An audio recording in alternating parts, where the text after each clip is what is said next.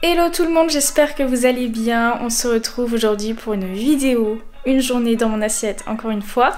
Et le thème de cette vidéo, ça sera 6 erreurs qui t'empêchent de garder la motivation.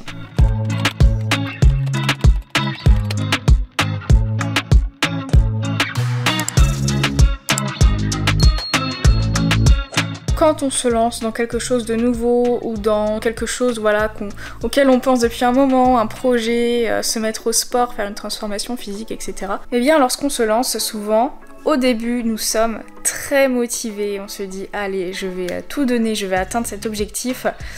Sauf que pour atteindre un objectif, très souvent ça prend plusieurs semaines, plusieurs mois, et garder la motivation sur le long terme, ça s'avère beaucoup plus compliqué que prévu. Du coup dans cette vidéo, je vais vous donner un peu des conseils inverses. En gros je vais vous donner les erreurs à ne pas faire si vous souhaitez garder votre motivation, enfin en tout cas si vous souhaitez atteindre votre objectif. Tout ce que je vais dire c'est valable pour n'importe quel objectif, mais je vais prendre pour exemple la transformation physique étant donné que c'est un peu le sujet de ma chaîne. Vu que c'est une vidéo, une journée dans mon assiette, je commence tout de suite avec le petit-déj.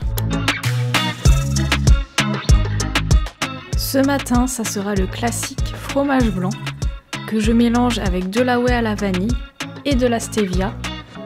En topping, j'ajoute une banane, du muesli au chocolat, de la purée de noix de cajou et une petite barre Kinder.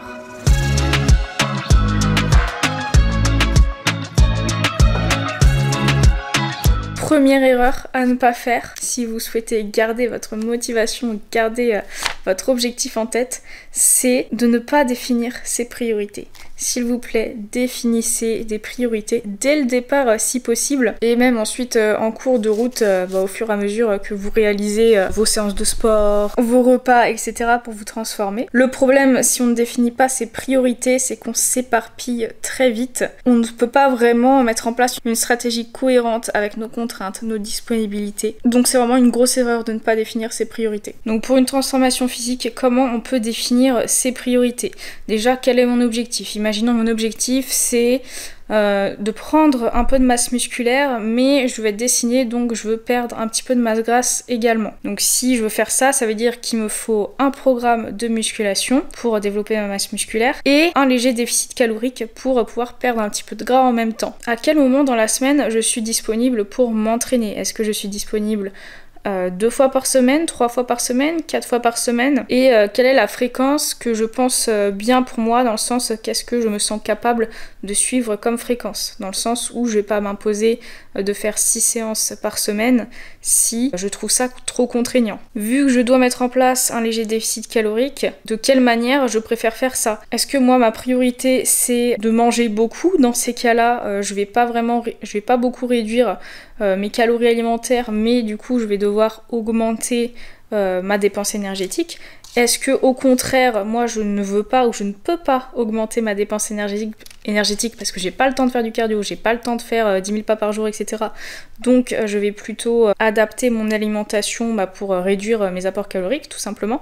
Donc voilà, ça va être des petits trucs comme ça, définir ses priorités. Qu'est-ce qui me convient le mieux comme stratégie pour atteindre mon objectif? Qu'est-ce qui correspond à mon emploi du temps? Qu'est-ce qui correspond à mes contraintes? Et qu'est-ce qui correspond à ce que j'aime? Et également, quand on parle de recomposition corporelle, donc prise de muscle et perte de gras en même temps, c'est bien aussi de savoir ce qu'on préfère. À la limite, si je devais choisir entre les deux, est-ce que je préfère perdre du gras ou est-ce que je préfère prendre du muscle? Voilà, ça aussi c'est quelque chose qu'on peut se poser comme question pour pouvoir adapter si besoin la stratégie au fil des semaines. Autre erreur qui ne te permettra pas de rester motivé, c'est de ne rien planifier du tout. Pour rester motivé et pour que la discipline soit plus facile à suivre sur le long terme, je pense qu'il faut être capable de visualiser en fait toutes les actions qu'on va mettre en place pour atteindre notre objectif. Pour une transformation physique, donc où on va lier entraînement et nutrition, c'est toujours bien d'anticiper les jours où on va s'entraîner. Donc par exemple le dimanche soir, on prépare sa semaine, on prépare son emploi du temps, donc de telle heure à telle heure je travaille, tel jour j'irai faire les courses et il me reste tel créneau pour aller m'entraîner, donc je me fixe mes séances ces jours-là. Comme ça on sait d'avance quand est-ce qu'on ira s'entraîner et on n'est pas en mode on fait les trucs au jour pour le jour, donc on commence le premier jour, on travaille mais on n'a rien planifié du tout, on se dit c'est vrai qu'il faut que j'aille faire mon sport, mais ce soir j'ai la flemme, etc.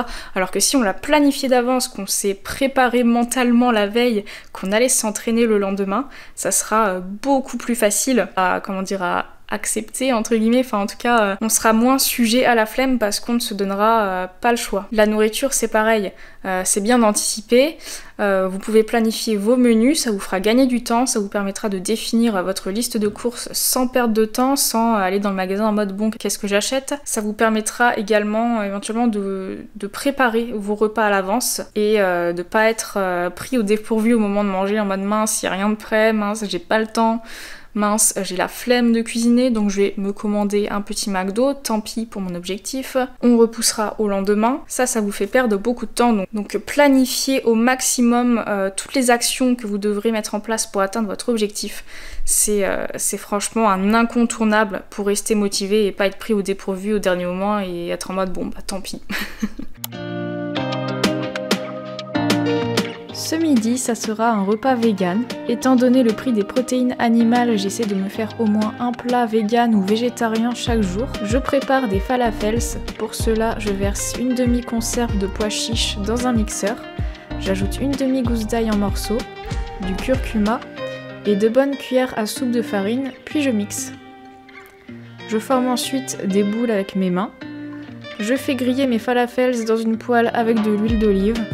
Maintenant, je compose mon assiette, je me sers du riz, les falafels, des tagliatelles de carottes et un demi-avocat.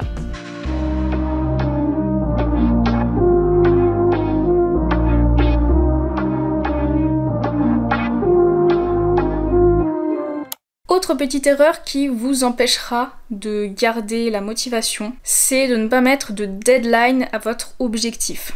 Alors je peux comprendre que pour certains objectifs c'est compliqué de se mettre une deadline. Par exemple une transformation physique, on peut très bien se dire je me lance dans un programme de sport, je commence à prêter attention à ma nutrition pour atteindre mon objectif, etc. Et lorsque mon physique me plaira, eh bien je pourrais revoir mon objectif, revoir mon programme, etc. Enfin, j'aurais atteint l'objectif quoi. Il n'y a pas de deadline, donc on ne sait pas combien de temps on va faire son programme, on ne sait pas combien de temps on va tenir la stratégie alimentaire qu'on a mis en place. Par exemple, si on a un déficit calorique, bah si on ne se donne pas de deadline, on ne saura pas combien de semaines on sera en déficit calorique. Et également, ça peut être plus facile à repousser les choses au lendemain vu qu'on n'a pas de deadline, donc on se met pas du tout la pression.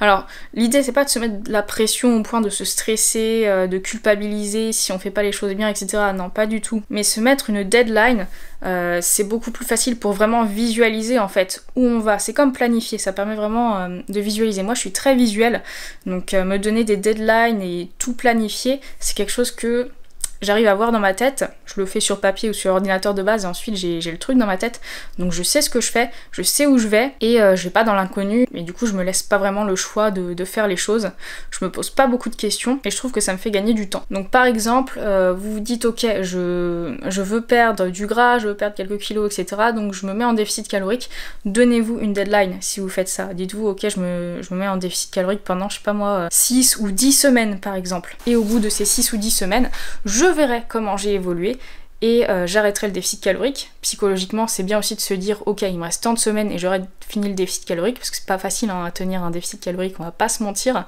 même si on peut faire les choses bien avec le moins de frustration, le moins de privation possible, ça reste un processus privatif dans tous les cas. On se prive de calories. Eh bien, ça peut être rassurant de savoir qu'il y a un moment donné, ça va s'arrêter. Même s'il y a des chances qu'on n'ait pas atteint visuellement l'objectif qu'on a en tête, bah, ça permet voilà, de faire un bilan et de faire une pause éventuellement, puis ensuite, plusieurs semaines plus tard, reprendre le déficit si jamais on n'avait pas atteint l'objectif. Alors que ne pas se donner de deadline fait qu'on va avoir l'impression en fait que ça ne finira jamais. Donc ça peut décourager et ça fait qu'on fait pas non plus de bilan dans son objectif. Du coup on voit peut-être moins son évolution et on ne se donne pas de limites non plus. Et ça peut être une mauvaise chose également. Autre grosse erreur qui est terrible pour la motivation, enfin Est-ce qu'on parle vraiment de motivation ici?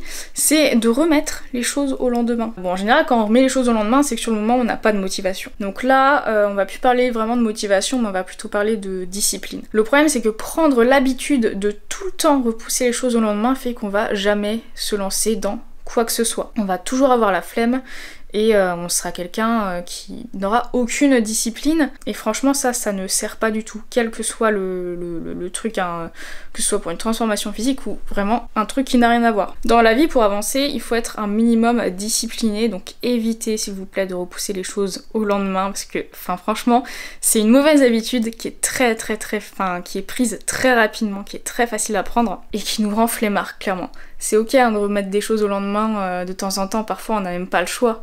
Je suis pas en train de dire qu'il faut jamais le faire, mais faut, si c'est possible de pas le faire, éviter de le faire tout simplement.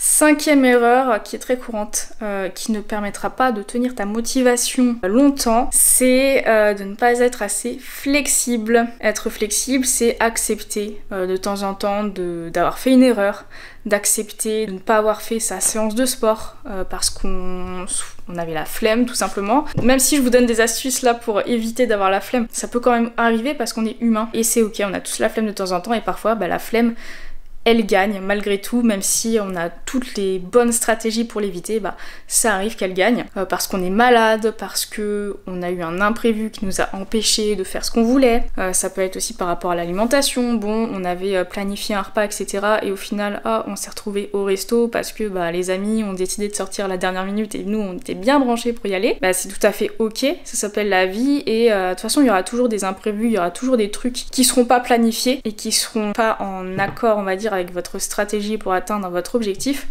mais ce sont des choses qu'il faut accepter et il faut pas culpabiliser pour ça. Donc c'est bien, avant de se lancer dans quelque chose, de se mettre dans la tête que il y aura des imprévus, il y aura des moments où on loupera un entraînement, il y aura des moments où on ne fera pas un repas comme on est censé le faire, il y aura des moments où on fera des écarts alimentaires, écarts dans le sens des trucs qu'on n'avait pas planifiés, ou je sais pas, on s'était prévu un repas et on va faire autre chose par exemple. Faut vraiment se mettre ça dans la tête que c'est normal et que ça s'appelle la flexibilité et qu'il ne faut pas culpabiliser pour ça. Parce que le problème c'est que si vous dites ok non, je ne ferai aucun écart, je ne sortirai plus de chez moi, malgré les imprévus, j'irai m'entraîner quand même, quoi qu'il arrive, vous allez rentrer dans quelque chose de très très rigide, vous allez vous retrouver emprisonné par votre objectif, et l'idée c'est que votre objectif en fait il vous apporte un plus dans votre vie et pas qu'il vous emprisonne en fait, et vous fasse perdre votre liberté de vivre disons normalement. Et si vous n'êtes pas assez flexible également, vous risquez de trouver ça trop dur, de plus avoir du tout de motivation au bout d'un moment et d'abandonner.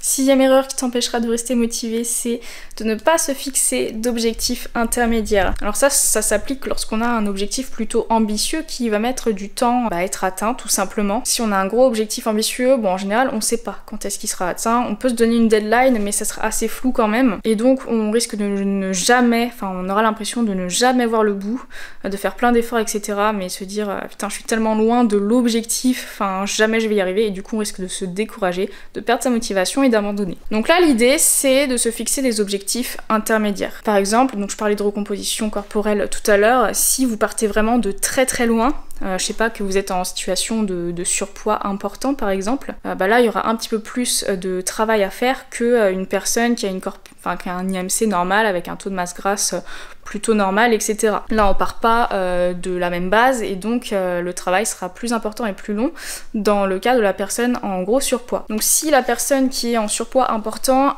a pour objectif d'être musclée et dessinée, ça se fera pas en quelques semaines, ça pourra se faire peut-être sur 1 an voire 2 ans. Donc ça peut paraître énorme comme laps de temps, donc il faut se fixer les objectifs intermédiaires. Par exemple, première chose, perdre du poids, retrouver un IMC à 25 par exemple, légèrement en dessous de 25 pour être dans une corpulence normale. Ça peut être le premier objectif. Et le deuxième objectif, ça pourrait être par exemple la recomposition corporelle. Donc on diminue un petit peu le déficit calorique et on fait un programme de musculation qui nous permet de prendre de la masse musculaire. Et ça, c'est la deuxième étape. Et à partir de là, arrêtez le déficit calorique parce qu'on aura déjà été dans un déficit calorique pendant un moment.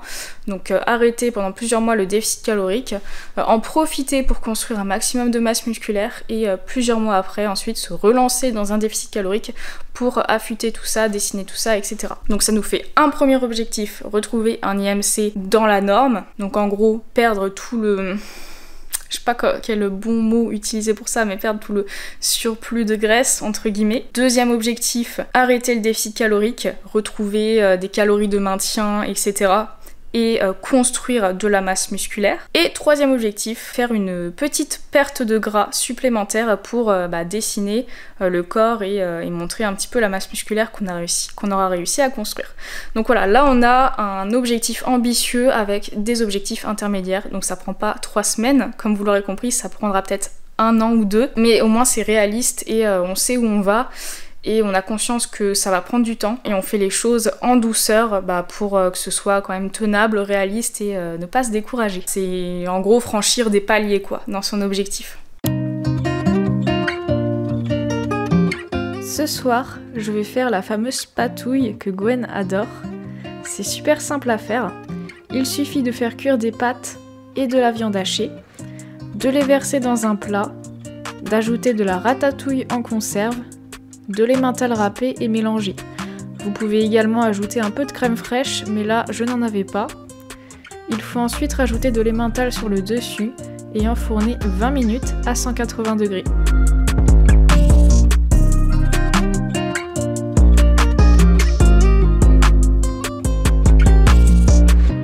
Bon les amis, voilà pour ces 6 erreurs qu'il ne faut pas faire pour pouvoir garder la motivation ou en tout cas pour garder la discipline plutôt parce que la motivation c'est...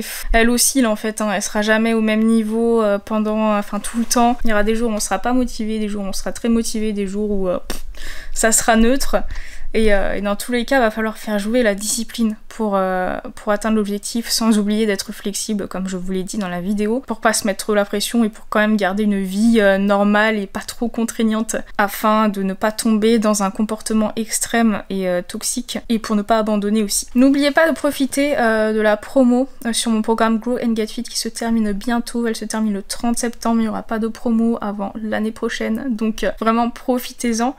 Et on parle de motivation et de discipline, il y a vraiment tous les outils qu'il faut pour que vous gardiez votre motivation, votre discipline, pour que vous optimisiez vraiment votre stratégie. Par exemple, je parlais de planification de menus, etc. Il y a un planificateur de menus justement dans le programme. Franchement, il y a tous les outils qu'il faut pour que vous trouviez une stratégie qui correspond à votre objectif, mais également à vos contraintes. Donc ça serait dommage de ne pas profiter de la promo, parce que franchement, ce programme, il peut... énormément vous aider. N'oubliez pas de liker la vidéo et de vous abonner pour me soutenir, ça me ferait trop plaisir. Et on se retrouve très bientôt pour une nouvelle vidéo.